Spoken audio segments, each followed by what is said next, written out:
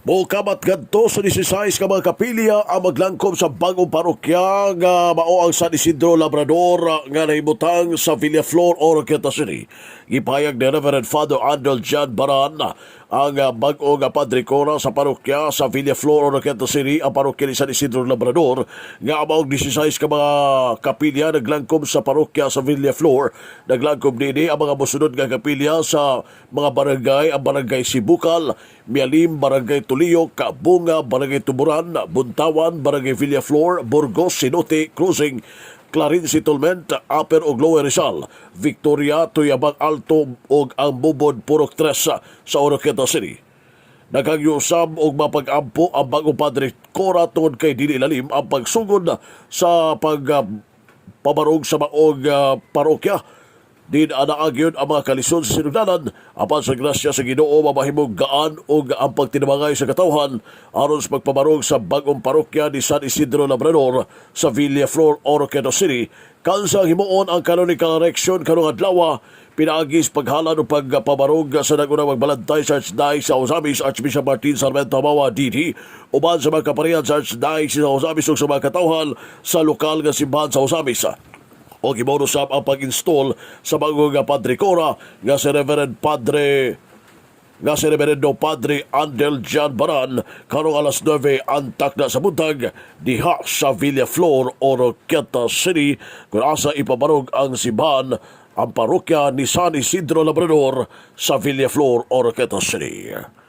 Ano yung tibig kamaypayag ni Reverendo Padre Andel Jan Baran ang bago Padre Cora sa parokya ni San Isidro Labrador sa Villaflor, Oroquieta City. Kita sa Sibukal, sa Mialin, sa Tolyok, sa Bunga, Tuburan, Buntawan, then Jerry Villaflor, then ato sa taas, Burgos, dayon Sinote Cruising, Clarin Settlement, Upper o Lower Rizal, Victoria, Tuyabang Alto o Bubod Purok 3. Ang bago nga nadungag. Okay, doon naman siya diri. Bubod Purok 3. Kuan lang, dahil lang sa pag-ampo pod nako kay kabaluta dili lalim nga dili sayon jud no.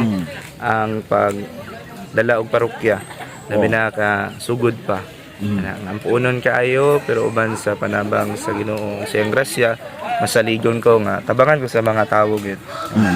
And tabangan po ko sa atong arsobispo ug sa atong mga kaparian kay kabalo ko kung supportive ang atong katawhan diri sa Villaflor mas isuporta pod ang atong arsobispo ug atong kaparian sa atong damgo nga nakatukod tag simbahan o rectory dinhi sa San Isidro Parish, Labrador.